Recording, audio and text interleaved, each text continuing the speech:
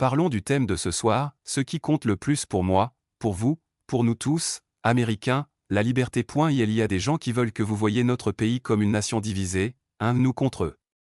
Des gens qui veulent vous faire peur, qui veulent vous contrôler.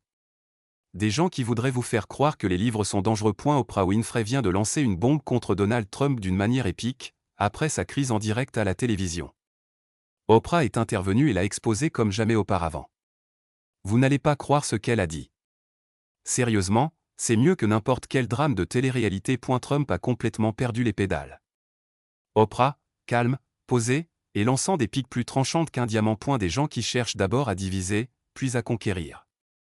Mais voici la vérité, quand nous sommes unis, il est impossible de nous vaincre. Oprah Winfrey, oui, la Oprah, la reine du calme, l'icône capable de faire sentir à n'importe qui qu'il est la personne la plus importante de la pièce.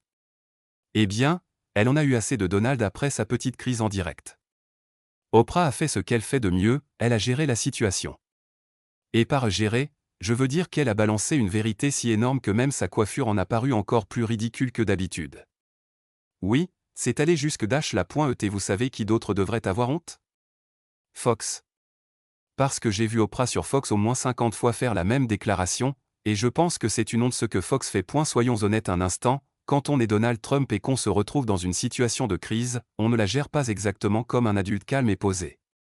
Non, c'est plutôt comme un enfant fatigué qui n'a pas fait la sieste et qui fait une crise totale. Certaines femmes se sont vues refuser un avortement que leur médecin avait pourtant déclaré médicalement nécessaire. Elles ont partagé leur histoire pour une seule raison, empêcher que cela n'arrive à d'autres. Parce que si vous ne pouvez pas avoir le contrôle sur ceci et sur votre propre corps, si vous ne pouvez pas décider quand et comment vous avez des enfants, comment ils sont élevés et soutenus, alors il n'y a pas de rêve américain. Cet homme fait des caprices depuis, toujours. Mais quand Oprah est intervenue, elle a fait ce que personne n'avait encore fait, elle l'a exposé tel qu'il est vraiment. Un homme incapable de supporter la moindre critique, avec une maturité émotionnelle bloquée quelque part entre le collège et le début de l'émission The Apprentice. Qu'a fait Oprah? Elle a lâché le micro, au sens figuré bien sûr, mais c'était comme si elle se tenait là, face à une tempête de narcissisme en furie, et disait, « Tu sais quoi? J'en ai fini. Parlons sérieusement. Ce sont des temps compliqués, et ils nécessitent des conversations d'adultes. Et je suis ouverte à ces conversations, parce que le débat civilisé est vital pour la démocratie. C'est ce qu'il y a de meilleur en Amérique. Trump étant Trump, il ne l'a pas bien pris. Cet homme a la gamme émotionnelle d'un filtre Snapchat, 1 minute, tout va bien, la suivante, il pleure à la télé sur l'injustice de la vie. Classique Trump, non. C'est comme voir quelqu'un se fâcher parce que sa glace préférée est en rupture de stock.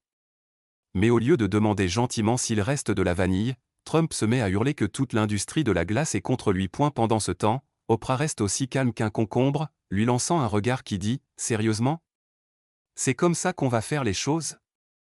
Elle a eu un grand impact avec son intervention, et j'ai trouvé ça génial. Et vous savez, Oprah m'aimait beaucoup avant. Elle est venue ici plusieurs fois. Elle adorait ma tarte au citron vert. On faisait de la tarte au citron vert, et elle aimait beaucoup de choses à Mar-a-Lago. Oprah est formidable.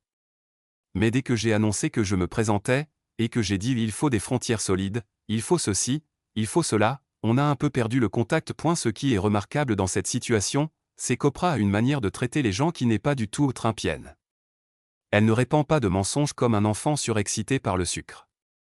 Elle ne dit pas n'importe quoi juste parce que ça lui fait plaisir. Oprah est réfléchie, elle est calme, elle sait exactement ce qu'elle fait. Et soyons honnêtes, Trump ne savait pas ce qui lui arrivait. Il pensait avoir le contrôle comme toujours, aboyant des ordres, lançant des insultes, agissant comme si le monde tournait autour de son ego orangé. Mais Oprah, calmement, et il faut le dire, avec grâce, l'a réduit au silence. Envisagez-vous de vous présenter pour le Parti réformateur? Avez-vous une idée de votre colistier pour la vice-présidence? Eh bien, je n'en suis pas encore tout à fait là. J'adore Oprah. Oprah. Oprah serait toujours mon premier choix. Oprah, ta concurrente, n'est-ce pas? La concurrente d'Oprah. Tu sais quoi? Je vais te dire, c'est vraiment une femme formidable. C'est une femme exceptionnelle.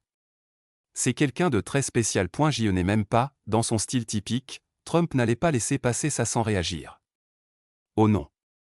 C'est un homme qui croit en la riposte, même s'il est complètement dépassé. C'est comme un boxeur mi-KO mais qui insiste pour retourner sur le ring pour tenter un nouveau coup. Sauf qu'au lieu de coup de poing, Les armes de Trump sont des mensonges étranges et des accusations étranges. Et sa stratégie de retour? Continuer à divaguer et espérer que, d'une manière ou d'une autre, les gens oublieront l'absurdité totale de tout ce qu'il dit. Mais non, Oprah n'allait pas laisser faire. Trump a publié un livre dans lequel il a inclus des lettres qu'il a reçues au fil des ans. L'une de vos lettres est mise en avant. J'en ai entendu parler. D'accord. En 2000, tu lui avais écrit « Dommage que nous ne nous présentions pas aux élections. Quelle équipe nous ferions ?» Je crois qu'il avait écrit un livre et dit qu'il voulait que je sois sa colistière s'il décidait de se présenter. Oui, s'il décidait de se présenter. Et quand j'ai entendu que cette lettre allait figurer dans un livre, j'ai pensé « Oh, c'était gentil de ma part d'écrire ça. » Imagine Trump, les yeux écarquillés, probablement en train de cligner des yeux plus que d'habitude parce qu'il faut l'avouer, la seule fois où il a vraiment l'air stressé, c'est quand il doit répondre à une question difficile. Et elle part dans l'une de ses diatribes classiques, agitant les mains comme s'il essayait de chasser une mouche particulièrement agaçante, parlant de combien tout est injuste, de comment tout le monde s'en prend à lui, de comment personne ne comprend le génie derrière sa routine. Capillaire. C'est comme regarder un enfant faire une crise parce qu'on lui a retiré son jouet. Oprah est juste là, calme, rayonnante comme un phare de sérénité dans la tempête de la folie de Trump. Elle est probablement en train de siroter du thé, le regardant comme un chat observe une souris essayer de se sortir d'un piège. Puis, quand Oprah parle enfin, c'est comme voir quelqu'un démonter doucement un château de cartes d'un simple souffle. Avec son sourire iconique, elle balance la vérité avec une telle facilité que ça en devient presque cruel. Le poids de ses mots tombe avec la précision d'une tonne de briques, laissant Trump se demander s'il n'est pas accidentellement entré dans un cours magistral d'humilité. Une note, voilà ce que je pensais. Parce que je suis toujours du genre à me dire « Oh, je devrais écrire un mot. Cette personne a fait ceci. Je devrais écrire un mot. Alors je suis vraiment contente d'avoir écrit ce mot. Oui, cela montre simplement que tu as de bonnes manières. Mais tu ne pensais pas, toi et Donald Trump, faire équipe? Non, tu n'y pensais pas. J'ai peut-être pensé ça à l'époque. Il y a des années, peut-être. Et tu y penses aujourd'hui? Non, je n'y pense pas. Ok, tu veux clarifier? C'est le moment où Trump a fait ce qu'il fait de mieux, paniquer. Et elle ne pouvait même pas gérer ça. Il était tellement déstabilisé par la réponse calme et pleine de vérité d'Oprah qu'il ne savait même plus comment continuer sa petite crise. C'est comme regarder un enfant réaliser qu'il a été surpassé par un intellect bien supérieur. Pas que Trump ait jamais vraiment été en position de gérer la critique, soit dit en passant. Et si vous avez suivi sa carrière, la vie de cet homme semble être une leçon d'évitement de toute introspection réelle. Dès que les choses deviennent difficiles, il double la mise, sort encore plus d'absurdité, et espère que les gens oublieront la dernière absurdité qu'il a dite. Parce que nous sommes un pays de gens qui travaillent dur pour leur argent. Nous souhaitons le meilleur à nos frères et sœurs. Et nous prions pour la paix. Nous connaissons toutes les vieilles tactiques et clichés conçus pour nous distraire de ce qui compte vraiment. Mais nous sommes au-delà des tweets ridicules, des mensonges, et des bêtises. Ce sont des temps compliqués, les gens et ils demandent des adultes. Mais Oprah n'est pas du genre à oublier les choses. Oprah se souvient.